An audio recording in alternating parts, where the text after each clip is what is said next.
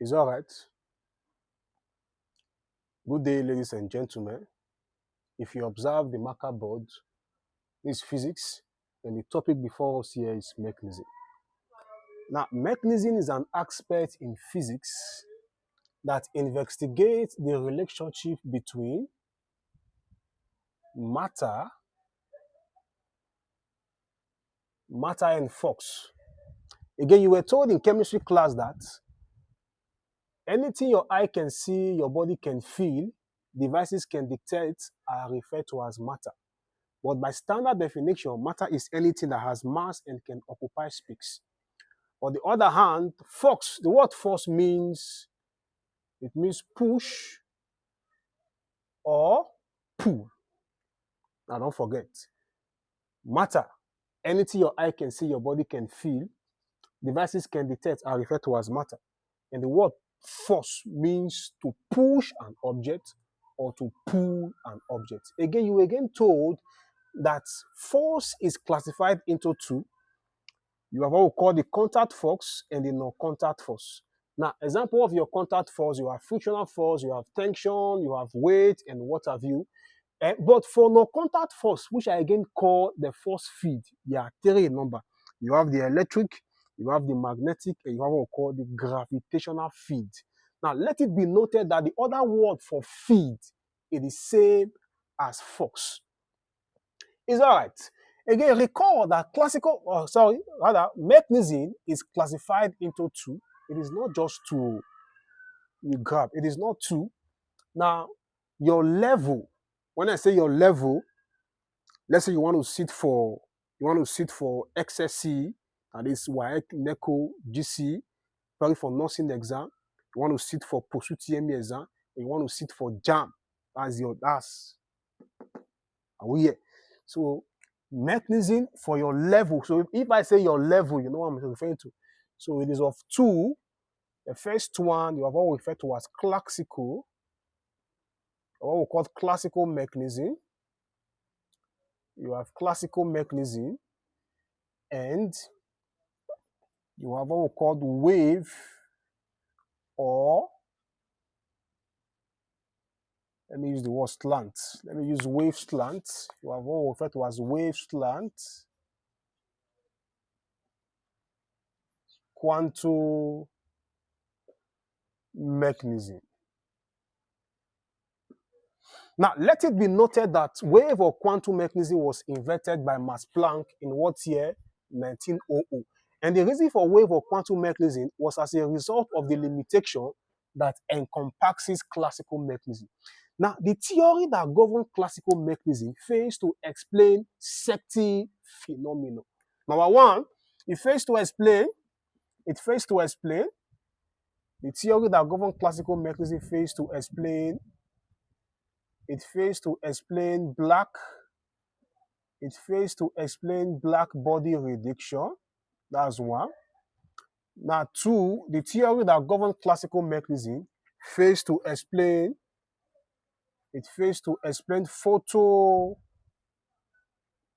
photoelectric effect or emission. The theory that governs classical mechanism fails to explain atomic spectrum. Are we here? Now, before I proceed, let it be noted again that black body radiation was explained by Max Planck. Again, remember I told you, I said Max Planck happens to be the person who invented quantum mechanism in what year?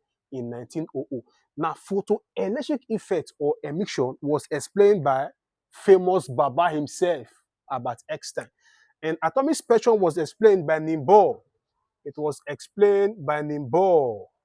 Now, chemistry students, let it be noted that Niels Bohr was actually the person who explained to us why electrons orbit around the nucleus and fail to collapse as predicted by classical mechanism. You know, according to Sir Isaac Newton, an object in motion is characterized by two variables, which is the mass of the object. You have the mass of the object and the velocity of the object. He then went further to say that the product of M and V is referred to as what? As momentum. It means if an object has gained momentum, the object has gained potential. Sorry, the object has gained kinetic energy. So it means an object in motion possesses kinetic energy. Now, if the object happens to be in a circular motion, follow me. If the object happens to be in a circular motion, as the object orbits around that part, with respect to time, it will give out energy in the form of heat. So with respect to time, it will collapse. But in the case of an electron, here you have electrons orbiting around the nucleus. And the word nucleus means the center of an object or the core of an object. Now here you have an electron orbiting around the core or orbiting around the nucleus and face to collapse. Now, classical mechanism could not explain that particular phenomenon. Are we here? Now, it was Nibor that explained to us why electrons orbit around the nucleus and face to collapse. Now, according to Nibor, he says so long the centripetal force is equal the centrifugal force, he said the electrons will orbit and face to collapse. This is one of the criteria he brought to us why electrons orbit and face to collapse. So it means whenever there's a downward force, there must be an upward force to counterbalance the effect of the downward force. Or better still, whenever there's an upward force, there must be a downward force to counterbalance or to neutralize the effects the upward force will bring. Are we here? Now, again, classical mechanism was invented by Sir Isaac Newton. Now, classical mechanism is again called Newtonian mechanism. You see, Newtonian, Newton. It is subclassified into theory. You have what we call the kinematics. You have what we call the dynamics. You have what we call statics. Now, take note that kinematics SS1, SS2, or Y, okay, kinematics is governed by, let me give you, it is 4 actually. Kinematics is governed by 3 equations. Maybe you will now recall what I mean by kinematics. It is governed by 3 equations. What's the first one? You have V is equal U plus AT. You have S is equal UT plus 1 upon 2 AT squared.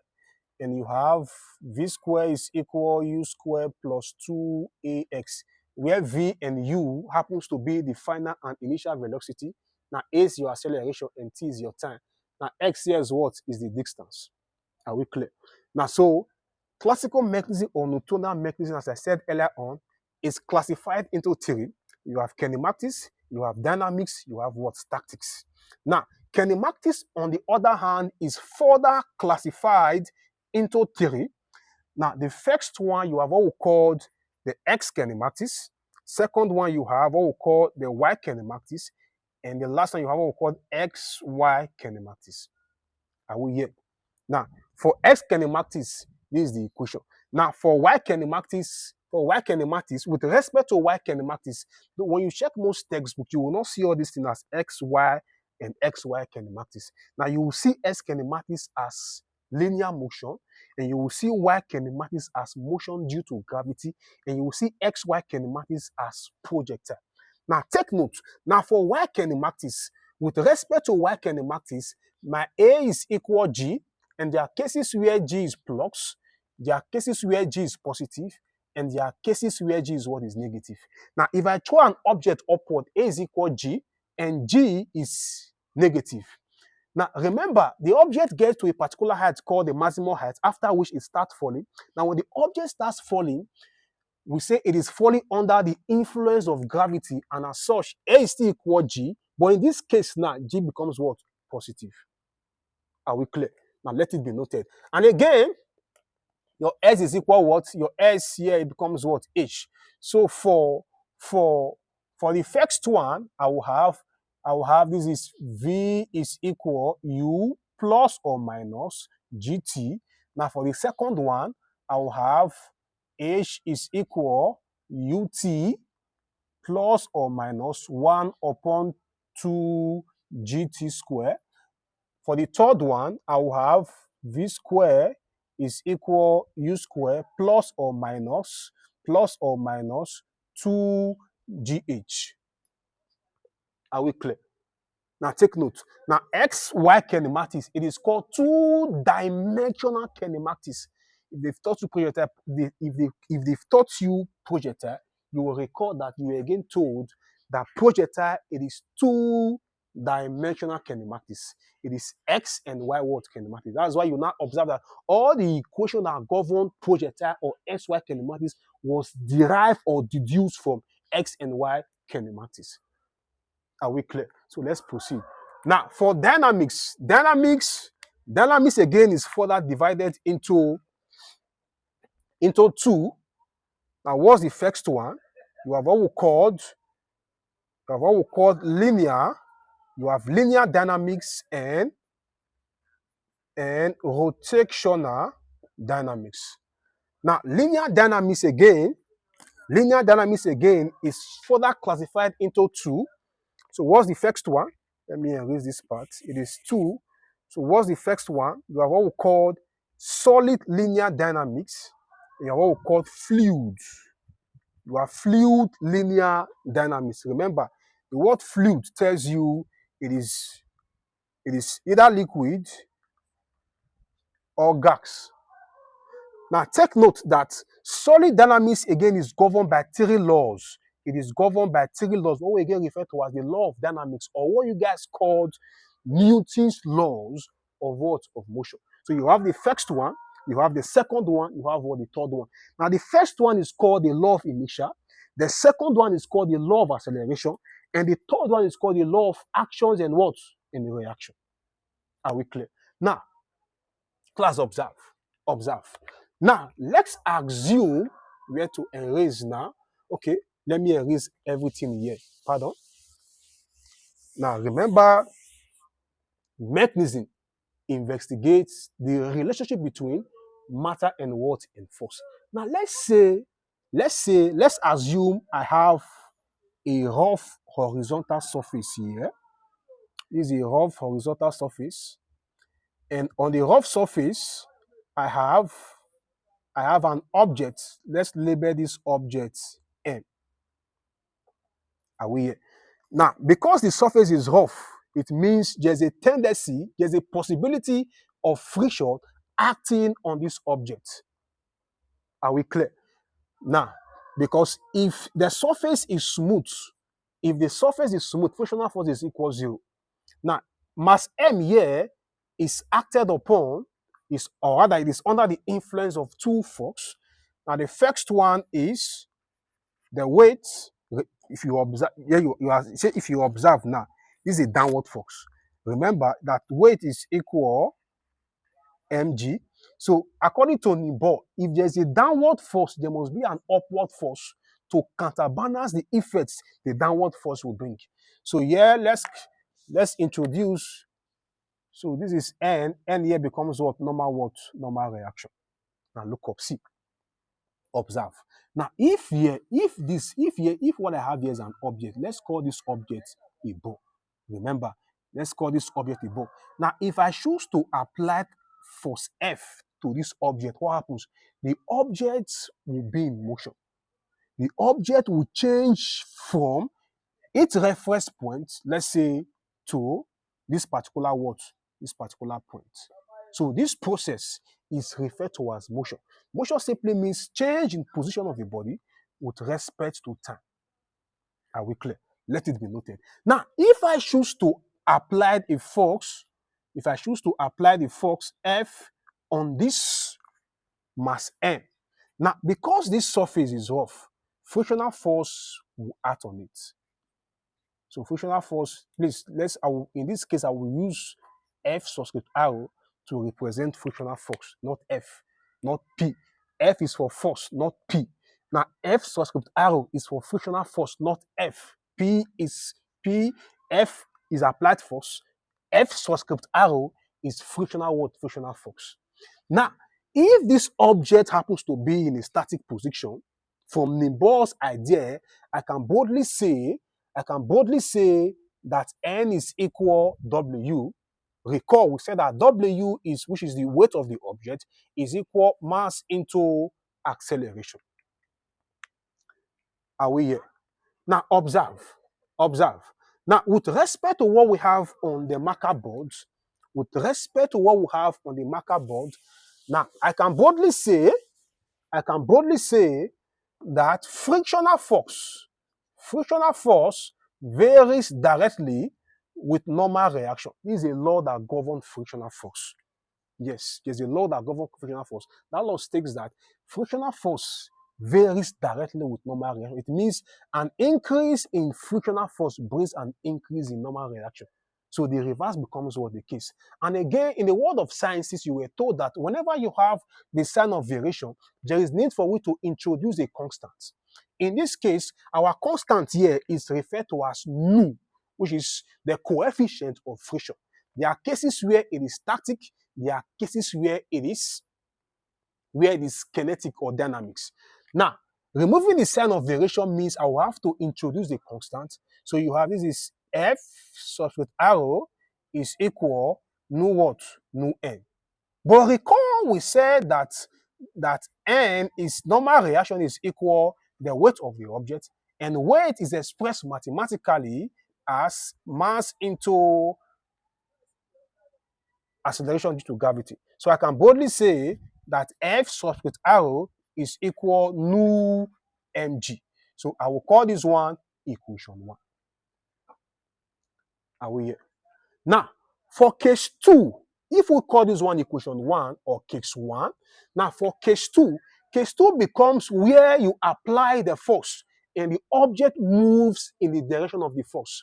Now, if I apply the force to an object and in totality, I discover that the object moves in the direction of the applied force, I can boldly say as a physicist that the applied force is greater than frictional force. Now, mathematically speaking, I will have it as you have F.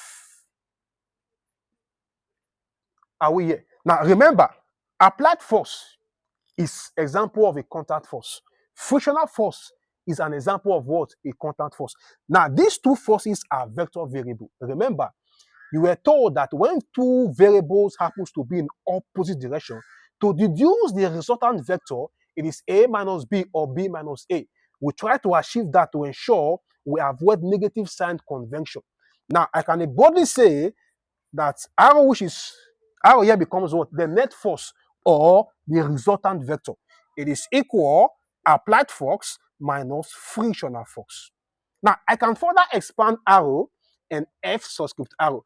Now, arrow here is equal MA, and F subscript arrow is equal nu mg. Are we here? Permit me, let me erase this part of the board. Now, class observe. Now, if we say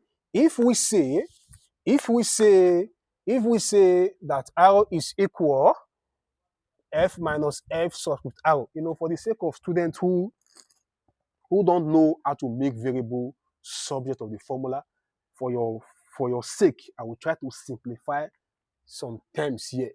Now, everything here, it is same as me saying F minus F subscript arrow equal what? Equal arrow.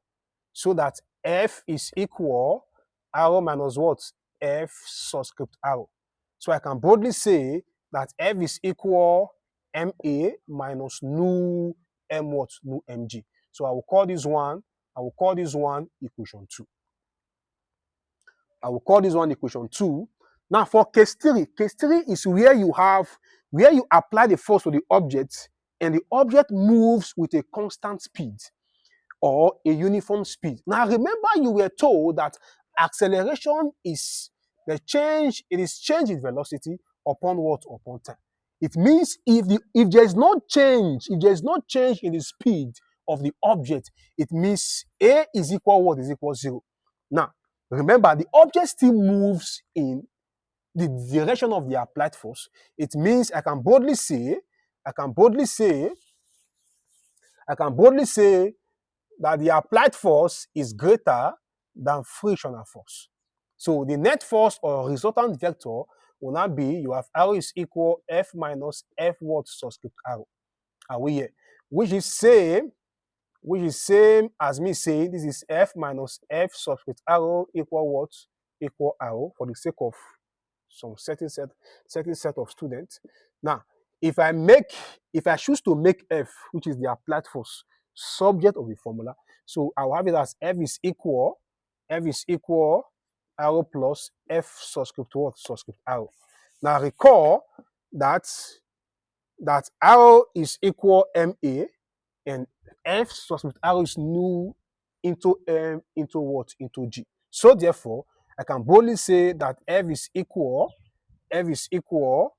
MA plus nu M what? Nu MG. But we've deduced the fact that since the speed is uniform, acceleration becomes what? Zero. Now, if it is zero into M, even if M is 1 billion, so 1 billion into zero is what? It's still zero. So I can boldly say that F is equal nu M what? Nu mg. So I will call this one equation 3. But what do you observe, class? Ladies and gentlemen, observe the board. Now, if F is equal nu mg is what? It is again what? Frictional what? Force. Right? So I can boldly say that F is equal frictional force. Now, in this case, F is equal frictional force when the object moves with a uniform or a constant speed. Let it be noted. So for the next case will not be when you applied force to the object. Now, despite the amount of force applied, now the object choose to move in the direction of the frictional force. It therefore implies that frictional force is greater than the applied force. Mathematically speaking, I can boldly say that frictional force is greater or larger than the applied force. Now, since both of them are vector variable and they are acting in opposite direction, my net force or resultant vector will not be, you have it as F subscript arrow minus what? Minus F. Which is same as me saying you have F subscript arrow minus F equal what? Equal arrow. Now, if this guy comes here, you have it as frictional force is equal normal reaction plus applied what? Applied force. Which is same as me saying you have it as arrow plus F equal F subscript arrow. So if I'm to make F formula constant, so F is equal frictional force minus normal reaction. Now, boldly speaking, so F becomes equal nu mg minus what? Minus ma. So I will call this one equation 4. Are we clear? I will call this one equation 4.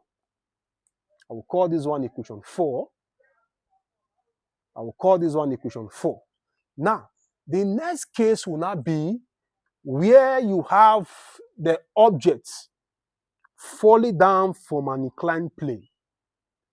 Are we here? Falling down from, let's say here you have, this is an inclined plane. Okay, let's move on now. Let me erase this part. Now, let's say here you have an inclined plane. Observe, follow me. Here you have an inclined plane. I will call this one theta. So if here you have it as this let's call this one M. Don't forget our initial case. So here you have W. So here you have the normal reaction. So if it is falling in this direction, so we'll call this part the applied force. So here becomes what? Frictional force.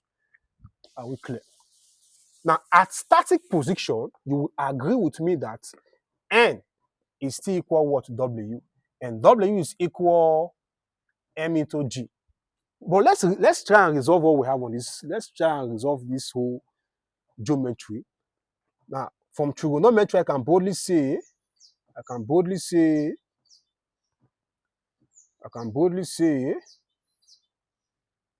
so that here becomes my theta.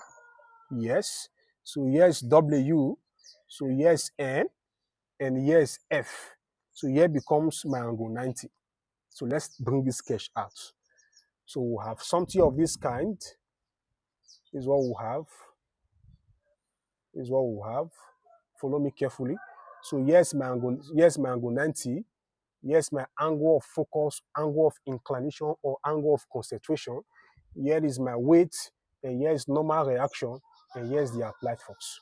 Now, if they've taught you guys vector, you will agree with me that our n here becomes what? The resultant vector. So it means we have to relate F and arrow and W and what? And N. So we're going to have two cases here. So for case one will be we relating F and what? And N. Now, if here is my angle 90, here becomes my hypotenuse. If here's my angle of concentration, here becomes my opposite, and here becomes my adjacent. So where do I have F? I have F at the opposite side, and I have N at the hypotenuse side. Now, babies and gentlemen, if we are to recall from trigonometry, let's recall SOHCAHTOA. If we recall SOHCAHTOA, now which of the trig ratio deals with opposite and hypotenuse? It is sine theta. So I can boldly say that sine theta is equal opposite upon hypotenuse. Again, I have it as sine theta. Sine theta is equal. Where is opposite? It is F upon N. Now, if I make F subject of the formula, so I will have F is equal N. F is equal. Talk to me. F is equal N sine theta. F is equal N sine theta. But let's recall that we have it as at static position. We again said that N is equal W and W is equal mg. Are you here? I can boldly say that F is equal mg sine theta. I will call this one equation 1. Are we clear? Now let's proceed. Now the next case will not be we relating. Recall, the first one was we related F and N. Remember, N here still remains what? Our resultant vector. So I will say relating N and W.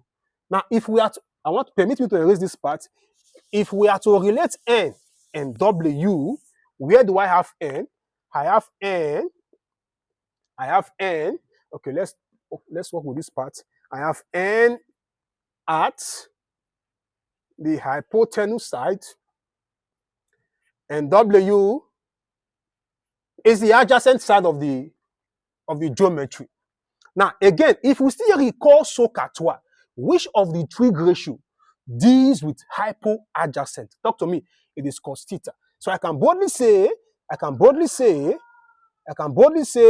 cos theta is equal adjacent upon hypotenuse. It is equal adjacent upon hypotenuse. So therefore, cos theta is equal adjacent is W upon N. So let's make W formula constant. So that W becomes N cos what? N cos theta.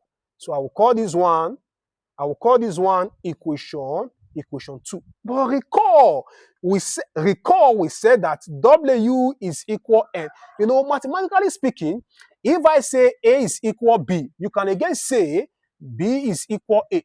What it means is that if A is 4, B is still 4. If A is 2, B must be 2. That's the sign of what? Equality. So it is the same as me saying N is equal what? W. Why I have to say N equal W? Since W is further expanded as M into G, so therefore I can again say that N is equal W cos theta, where N is equal mg cos what? Cos theta. I will call this one equation 2. Okay, let's say equation 3. Are we here? Now the final case will not be, I'm trying to recall, I don't know if has an extension. Okay, let me erase this part. But recall from the first law that governs frictional force. We said we have it as F subscript arrow N. Share? So you have F subscript arrow is equal nu N, right? Right? And again, there are cases where talk to me. There are cases where F is equal nu M what? Nu mg. So F is equal what? Nu mg. And nu mg is what? Is frictional force. So if I'm to make nu, which is coefficient of friction, subject of the formula, I will have, talk to me, I will have nu is equal F upon M what? Upon mg. And mg is W, and W is equal what? Is equal N. So I can boldly say that F is equal, where's our F? So we have it as F is equal mg sin theta. So nu is equal mg sin theta. And if mg is equal N, where is N here? I have it as mg cos theta. So that mg will cancel mg. So nu is equal sin theta upon cos theta. From trigonometry reasoning, sin theta upon cos theta is tan theta. So therefore, nu is equal tan what? Tan theta. So I will call this one, which equation? Equation 4. So if you are asked to solve for the coefficient of the frictional force, it is equal tan theta. In my next class, what we'll be doing is we're going to solve questions involving all formulas I have derived. So I will root questions from 100 level. I will root questions from 200 level. I will root questions from UTME, which is organized by JAM. I will root questions from the SSC, that is your WAEC and NECO. I will again root questions from GCE. I will root questions from your post-UTME and nursing exams. You get. This is what you will do for me. If you have any questions, just write the question and drop it. But meanwhile, for more class like this, you guys have to go and subscribe to my YouTube channel. It is Science by the Maria Zogzo. Let me drop it here. It is Science